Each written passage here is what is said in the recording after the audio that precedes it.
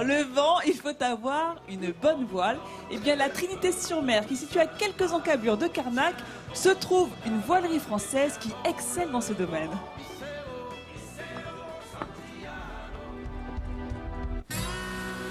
Le golfe du Morbihan a toujours été une terre de navigation, une terre d'accueil pour les marins. Il est le point de départ de grandes courses nautiques. D'ailleurs, nombreux sont ceux qui s'y entraînent toute l'année, car ici, les conditions sont idéales. À Carnac, une entreprise fabrique depuis près de 20 ans un élément essentiel de la navigation. C'est ici, dans ces grands ateliers, qu'on réalise des voiles haut de gamme pour les particuliers et les professionnels. Mais avant de pouvoir voguer sur l'eau, il faut passer par un certain nombre d'étapes. Et la première, c'est le design. Dimension, forme, matériaux utilisés, tout est pensé et préparé sur ordinateur, car le sur-mesure et le haut de gamme, c'est l'identité de cette entreprise.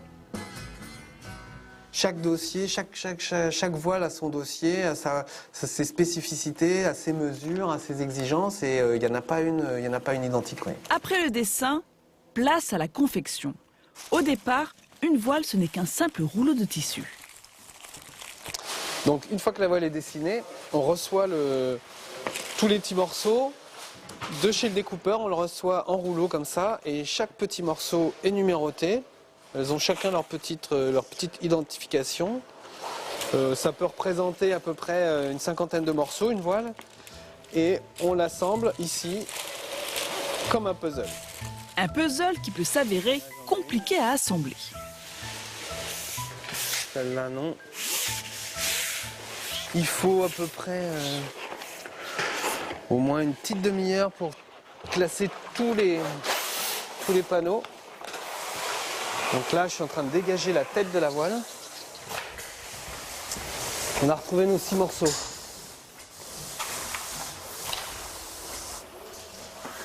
Et pour commencer l'assemblage des différentes pièces, Rémi va d'abord les scotcher entre elles. Une étape où il doit veiller à ce que le collage soit bien lisse, car autrement, la voile risque de former des bulles qui perturberont sa prise au vent une fois hissée au mât du bateau. Et pour solidifier l'ensemble, Rémi n'a plus qu'à coudre les différentes pièces par-dessus le ruban adhésif. Une fois cousue, la voile doit être encore renforcée par une deuxième couche de tissu. Placé aux 3 extrémités d'une voile, le renfort est un élément essentiel qui permet de résister aux tensions dues au vent et au cordage du bateau. Les renforts mal dimensionnés, les voiles finissent par casser. C'est sûr que c'est très important de bien les dimensionner, de ne pas les faire trop grands pour ne pas les avoir trop lourds, de les faire à la bonne taille pour pas que la voile se déchire. Une fois le renfort posé, les voiles n'ont plus qu'à passer l'étape des finitions. Elle consiste à ajouter tous les éléments qui viendront renforcer encore un peu plus la voile aux endroits les plus stratégiques. Grâce à son savoir-faire, cette entreprise est reconnue et collabore avec des grands marins comme Tanguy, un professionnel de la mer qui participe à de grandes courses en solitaire. Il vient aujourd'hui pour travailler avec Rémi sur une nouvelle voile. Une collaboration qui permet à la voilerie d'expérimenter et d'être toujours à la pointe de l'innovation. Pour la voilerie, c'est fondamental, surtout sur ces projets un peu haut de gamme, où il y a un peu d'enjeu, où il y a des résultats à obtenir, d'avoir quelqu'un qui accepte de tester des matériaux, qui accepte de tester des nouvelles idées. Pour nous, c'est fondamental, c'est vital, quoi. D'ailleurs, Tanguy profite de son passage pour donner son sentiment sur une des dernières voiles testées. Aujourd'hui, le navigateur souhaite améliorer ses attaches qu'il a du mal à manipuler. Quand la voile est vraiment sous tension, je peux pas passer là. Donc ça serait peut-être bien de les croiser en fait. Et si on les croise, du coup, j'ai un passage ici pour en remettre une. Entre l'œil du marin et le regard expert de Rémi, c'est un véritable travail d'équipe. Ces courses-là, elles se gagnent à terre en fait. Après, toute la préparation, ça vaut 80% de la course, on va dire.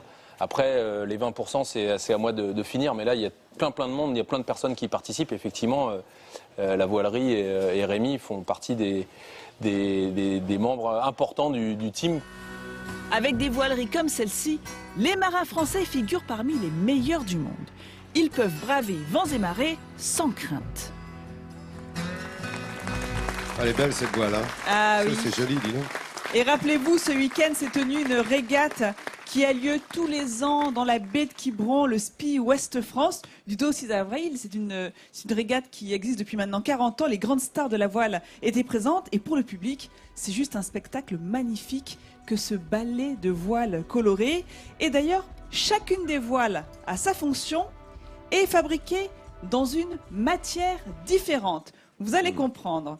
D'abord, on va le voir en image, on a ce qu'on appelle la grande voile. La plus grande voile, c'est le moteur du bateau, la grande voile qui est très épaisse, qui est en dacron, c'est un polyester, c'est le même matériau qui est utilisé pour les combinaisons des astronautes. Et juste devant à la proue du bateau, cette petite voile en triangle, c'est le foc qui sert à affiner la position du bateau par rapport au vent, elle est moins épaisse. Et là, il rencontre un SPI. Vous voyez, c'est ce grand ballon coloré. D'ailleurs, il paraît que les marins la comparent à un bonnet de soutien-gorge. Ah. Eh bien, ce SPI, qui est fait dans une matière très légère, en nylon, en polyester, sert de turbo quand on a un bon vent à l'arrière. Voilà, donc c'est les trois principales voiles dans la voilerie.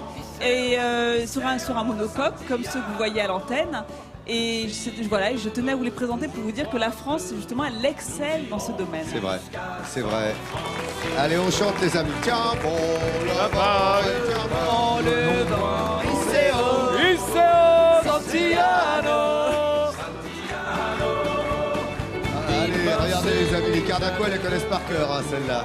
Ici, c'est vraiment, cette baie de Quiberon, c'est le temple de la voile. La Trinité n'est pas loin et les plus grands marins du monde sont issus de cette baie.